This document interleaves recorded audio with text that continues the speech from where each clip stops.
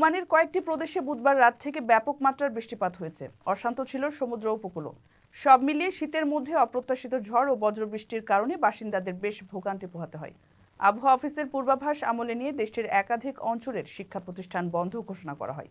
বৃহস্পতিবার উত্তর আল বাতিনার খাবুরা এবং সুইক, দক্ষিণ আল বাতিনার বার্কা এবং মুসান্না ও মাস্কাটের সিপ প্রদেশের সকল শিক্ষা প্রতিষ্ঠানে সশরীরে শিক্ষা কার্যক্রম বন্ধ রাখে কর্তৃপক্ষ। বিভিন্ন অঞ্চল থেকে সূত্র জানিয়েছে, বৃহস্পতিবার গোটা দিন পূর্বাভাস অনুযায়ী বৃষ্টি হয়। বৃষ্টি হয়নি এরকম অঞ্চলগুলোতে অন্তত মেঘের উপস্থিতি ছিল। আর অতিবৃষ্টির ফলে বন্যা ও জলাবদ্ধতা তৈরি হওয়ার শঙ্কায় আছেন বাসিন্দারা। এর মধ্যে বজ্রসহ ভারী বৃষ্টিপাত বৃহস্পতিবারের পরেও অব্যাহত থাকতে পারে উল্লেখ করে সতর্কতা জারি করা হয়েছে।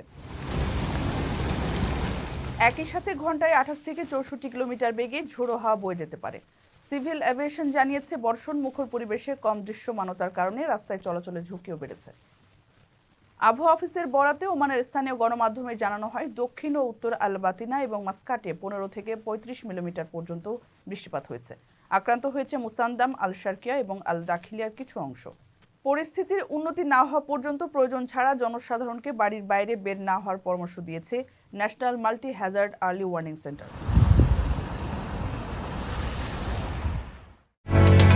ওমানের সেরা রেট দিচ্ছে বাংলাদেশি প্রতিষ্ঠান গালফ এক্সচেঞ্জ। প্রিয়জনকে টাকা পাঠাতে আজই আসুন আমাদের যে কোনো ব্রাঞ্চে অথবা কল করুন স্ক্রিনে দেয়া নাম্বারে। গালফ এক্সচেঞ্জ, বাংলাদেশিদের প্রিয় এক্সচেঞ্জ।